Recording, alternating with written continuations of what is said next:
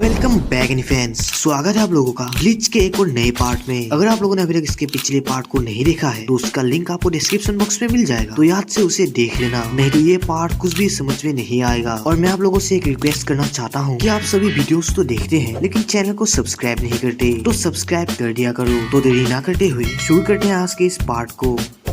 Fang योरोइची को देखकर कुछ समझ नहीं पाती कि आखिर यहाँ हो क्या रहा है। योरोइची भला उसके बनाए टेक्निक के बारे में कैसे जानती है, और फिर वो डिसाइड कर लेती है कि अब वो योरोइची को जिंदा नहीं छोड़ेगी। लेकिन योरोइची एक स्माइल के साथ एक जोरदार ब्लास्ट करती है, और लिटरली ये ब्लास्ट काफी ज्यादा पावरफुल होती है। लेकिन इस अटैक के बाद भी फैंग को कुछ नहीं होता। असलियत में ये योरोइची का प्लान था, क्योंकि वो फैंग को चोट पहुंचाना नहीं चाहती थी। और योरोइची की इस लेवल के पावर को देखकर फैंग के पसीने निकलने लगते हैं, और फैंग बहुत ही तेजी से योरोइची के ऊपर अटैक करने के लिए आगे बढ़ती है। लेकिन योरोइची बहुत ही आसानी से उसके अटैक को रोक लेती है। फैंग ये देखकर शॉक में पड़ चुकी थी कि उसके इतने तेज होने के बावजूद भी योरोइची ने उसे रोक लिया, जो बिल्कुल ही नामुमकिन है। लेकिन फैंग फिर से वो एक के बाद एक लगातार योरोइची के ऊपर अटैक करती है, लेकिन योरोइची हर अटैक से बच जाती है। और वो लड़ते हुए बार बार एक ही बात बोल रही थी कि योरोइची ने तो 100 साल पहले ही सोल सोसाइटी को छोड़ दिया था, लेकिन इतने सालों के बाद भी वो आसानी से फैंग को टक्कर कैसे दे पा रही है। और फैंग ये सब बोल के योरोइची के ऊपर अटैक करने के लिए आगे बढ़ती है। और तभी हम फैंग के एक फ्लैशबैक को देखते हैं, जहाँ पर फैंग एक छोटी बच्ची होती है, और योरोइची शिहोइन क्लैन की प्रिंसेस थी, और योरोइची पनिशमेंट फोर्स की फ्यूचर लीडर होगी, और फैंग फोन क्लैन से थी। और सुई फैंग का नाम सुई फैंग से सुई फोन कर दिया गया, क्योंकि वो फोन क्लैन की मेंबर थी। और फोन क्लैन की ये ड्यूटी होती है कि वो शिहोइन क्लैन की हिफाजत करे, क्योंकि शिहोइन क्लैन उनका सब कुछ होती है। वो शिहोइन क्लैन के मेंबर्स के लिए अपनी जान तक दांव में लगा सकते हैं। और अब योरोइची शिहोइन क्लैन की एक मेंबर है, तो योरोइची की हिफाजत करना फोन क्लैन का मेन मकसद है। और फोन क्लैन में एक रूल है, अगर उनके क्लैन का एक भी मेंबर पनिशमेंट फोर्स में ज्वाइन नहीं हो पाया तो उसे क्लैन से निकाल दिया जाता है, और उसके नाम का कोई भी मायने नहीं रखता है। और इसी मकसद को लेकर सुई फोन पनिशमेंट फोर्स में ज्वाइन करने के लिए बहुत मेहनत और ट्रेनिंग करने लगती है, क्योंकि योरोइची की हिफाजत करना उनका मकसद है। और बचपन से ही सुई फोन योरोइची को बहुत पसंद करती थी, तो योरोइची उसकी सब कुछ है। वो योरोइची की हिफाजत करने के लिए अपनी जान तक खुशी खुशी दे सकती है। और पूरे 7 साल ट्रेनिंग करने के बाद सुई फोन पनिशमेंट फोर्स में ज्वाइन कर जाती है, और उसे योरोइची की पर्सनल गार्ड का ड्यूटी मिलता है। और योरोइची भी सुई फैन को बहुत पसंद करती थी, क्योंकि वो बहुत पहले से ही सुई फोन की मेहनत और उसकी काबिलियत को देख रही थी। और वो सुई फैंग से पूछती है कि क्या वो उसके ड्यूटी और कड़ी मेहनत के लिए तैयार है, जिसपे सुई फोन हाँ बोलती है। ये सुनकर योरोइची भी खुश होती है, और फिर योरोइची सुई फोन को ट्रेनिंग के लिए एक होलो के पास ले जाती है, और फिर फोन होलो के साथ लड़ने लगती है। लेकिन वो होलो फोन को पकड़ लेती है और उसे खाने वाली होती है। लेकिन एन मौके पर योरोइची फोन को होलो से बचा लेती है। ये देखकर फोन बहुत निराश और अफसोस करती है, क्योंकि वो तो योरोइची की पर्सनल गार्ड है और उसे योरोइची को हर मुश्किल से बचाना है। लेकिन यहाँ तो सिर्फ उल्टा हो रहा है, योरोइची खुद उसे बचा रही है। लेकिन योरोइची उसे तसल्ली देती है और कहती है कि वो पहले से बहुत स्ट्रॉन्ग बन गई और काफी काबिल भी। लेकिन फैंग इस बात को मानने से तैयार नहीं थी, और वो खुद को बहुत कमजोर समझने लगती है। और स्ट्रॉन्ग बनने के लिए सुई फैंग रात को अकेले ओवर टाइम ट्रेनिंग करने लगती है, ताकि वो स्ट्रॉन्ग बन के योरोइची की हिफाजत करे, जिससे योरोइची को उसे दूसरी बार बचाना नहीं पड़ेगा। तभी वहाँ पर योरोइची आ जाती है और फोन को अच्छे से ट्रेन करने लगती है। और फिर योरोइची फोन को बोलती है कि उसे इतना ट्रेनिंग करने की कोई जरूरत नहीं, उसे फोन ऐसे ही अच्छी लगती है, क्योंकि योरोइची फोन को अपनी छोटी बहन जैसी मानती है। ये जानकर फोन बहुत खुश होती है, क्योंकि जिसे वो पहले से चाहती थी और जिसे वो अपना राइवल मानती थी, वो फोन को बहुत पसंद करती है और अपनी छोटी बहन जैसी मानती है। और तभी योरोइची फोन के गोद पर लेट जाती है और फोन से वादा करती है कि चाहे कुछ भी हो जाए वो दोनों हमेशा साथ ही रहेंगे। ये सुनकर फैंग और भी ज्यादा खुश होती है, लेकिन उसकी ये खुशी ज्यादा दिन तक नहीं टिक पाती, क्योंकि एक दिन योरोइची फोन को यही छोड़कर सोल सोसाइटी से भाग गई थी। और तभी सीन प्रेजेंट में शिफ्ट होता है। फोन गुस्से से योरोइची को बोलती है कि उसने इतना बड़ा झूठ कैसे बोला, उसने तो प्रॉमिस किया था कि वो दोनों हमेशा साथ रहेंगे, लेकिन खुद उसी ने ये प्रॉमिस तोड़ दिया और अकेले ही सोल सोसाइटी से भाग गई। और ये प्रॉमिस तोड़ने के लिए फैंग उसे कभी भी माफ नहीं करेगी, और वो योरोइची को मारने वाली होती है। लेकिन योरोइची अपने दूसरे अटैक से फोन के अटैक को ब्लॉक कर देती है। वो चाहे तो फोन को आसानी से मार सकती थी, लेकिन वो ऐसा नहीं करती। और फिर फोन अपने आंसू नहीं रोक पाती और रोते हुए योरोइची से कहती है कि योरोइची ने उसे क्यों छोड़ा। वो चाहती तो उसे अपने साथ ले जा सकती थी, क्योंकि फोन योरोइची को बहुत चाहती थी और वो उसके लिए अपनी जान तक खुशी खुशी दे सकती थी। ये बोलकर फोन बहुत रोने लगती है, लेकिन फोन के बातों का हिरोइची एक भी जवाब नहीं देती। और दूसरी तरफ ईबा और रिकाको लड़ते लड़ते थक चुके थे, तो ये दोनों आराम से बैठकर शाके यानी शराब पी रहे थे। और तभी हमें पता चलता है कि कोमामुरा का लेफ्टिनेंट तेत्सुजाएमोन ईबा पहले 11 स्क्वाड का मेंबर हुआ करता था, जो केनपाची की स्क्वाड थी, लेकिन उसने 11 स्क्वाड को छोड़कर कोमामुरा की स्क्वाड 7 को ज्वाइन कर लिया। और रिकाको इन सब बातों को सुनकर उसे इग्नोर कर देता है, जैसे उसे कोई फर्क ही नहीं पड़ता। और तभी ईबा की शराब खत्म हो जाती है, और ये देखकर रिकाको बहुत गुस्सा होता है, क्योंकि ईबा ने एक ही बार में हद से ज्यादा शराब पी ली थी और अब इनकी शराब खत्म हो चुकी थी। तो अब इनके पास लड़ाई करने के अलावा और कोई भी काम नहीं था। और फिर ये दोनों रॉक पेपर सीजर गेम खेलने लगते हैं, जिसमें ईबा जीत जाता है और वो ऊपर वाली जगह ले लेता है, क्योंकि ऊपर से लड़ाई का मजा अलग आता है। और फिर ये दोनों लड़ने के लिए रेडी होते हैं, लेकिन तभी इन दोनों को सोक्यूगु की तरफ से एक स्ट्रॉन्ग स्पेशल प्रेशर महसूस होती है। और रिकाको इस प्रेशर को सेंस करके ही समझ जाता है कि ये प्रेशर इचिगो कुरोसाकी का है, क्योंकि वो पहले इचिगो से लड़ चुका है, तो वो उसके स्पेशल प्रेशर को अच्छी तरह जानता है। और इचिगो के स्पेशल प्रेशर को सेंस करके ईबा भी ये समझ जाता है कि इचिगो काफी ज्यादा पावरफुल है। लेकिन इन सब बातों को इग्नोर करके ये दोनों फिर से लड़ने के लिए रेडी होते हैं। और दूसरी तरफ प्लेटफॉर्म में ब्याकुया और इचिगो अपनी पूरी ताकत से लड़ रहे थे, और इचिगो की ऐसी पावर देखकर ब्याकुया समझ जाता है कि इचिगो ने फ्लैश स्टेप को मास्टर कर लिया है। और इचिगो हंसते हुए ब्याकुया से कहता है कि ब्याकुया बहुत गलतफहमी में है, क्योंकि उसे लगता है वो ऐसे ही उसे मार सकता है, लेकिन ब्याकुया अभी तक उसे एक खरोच भी नहीं दे सका। और अगर ऐसे ही चलता रहा तो वो उसका कुछ भी बिगाड़ नहीं पाएगा। अगर ब्याकुया को उसे मारना है तो अपने बांखाई का इस्तेमाल करना ही होगा। और वो ब्याकुया को चिल्ला के बोलता है कि वो जल्दी से अपने बांखाई को रिलीज करे, नहीं तो वो मारा जाएगा। और रुकिया को एग्जीक्यूट करना और इचिगो और उसके दोस्तों को मौत के घाट उतारना ब्याकुया का सपना ही रह जाएगा। और इसके रिप्लाई में ब्याकुया बोलता है कि इचिगो के बकबक का उसके ऊपर कोई भी फर्क नहीं पड़ने वाला, वो रुकिया को भी मारेगा और इचिगो और उसके दोस्तों को भी मारेगा, वो भी बिना रहम दिखाए। और ब्याकुया अपने जानपक्टो को उठाकर जैसे ही उसके फर्स्ट फॉर्म सैन बोंजाकुरा को रिलीज करता है, तो उसका जानपक्टो हजारों छोटे छोटे ब्लेड्स में ट्रांसफॉर्म हो जाता है और इचिगो को मारने के लिए उसकी तरफ बढ़ता है। लेकिन इचिगो अपने जानपक्टो के एक ही स्लैश से ब्याकुया की अटैक का धज्जिया उड़ा देता है, और ये देखकर ब्याकुया भी शॉक में पड़ जाता है। और अटैक की वजह से उसका लेफ्ट हाथ भी घायल हो जाता है। और ये अटैक इतना ज्यादा पावरफुल होता है कि इसकी पावर से सोक्यूगु 2 हिस्सों में बच जाता है। ब्याकुया इचिगो की ऐसी पावर देखकर कुछ समझ ही नहीं पाता कि आखिर यहाँ हुआ क्या। तो वो इचिगो से पूछता है कि क्या ये पावर उसकी जानपक्टो की असली पावर है, जिसपे इचिगो बोलता है कि ब्याकुया का अंदाजा बिल्कुल सही है, यही उसकी जानपक्टो की असली पावर है। जैसे इचिगो अपने जानपक्टो को घुमाता है, तो तभी उसकी सभी स्पेशल प्रेशर उसकी जानपक्टो में एब्जॉर्ब हो जाती है, और वो इसी स्पेशल प्रेशर को एकजुट करके अपने ओपोनेंट की तरफ एक जोरदार अटैक करता है। और ये अटैक खुद उसको उसकी जानपक्टो यानी जांगेत्सु ने सिखाई है, और इस अटैक का नाम है गेत्सु गातेंशो। और वो ब्याकुया से फिर से कहता है कि वो अपने बांखाई को रिलीज कर दे, नहीं तो आज उसकी मौत तय है।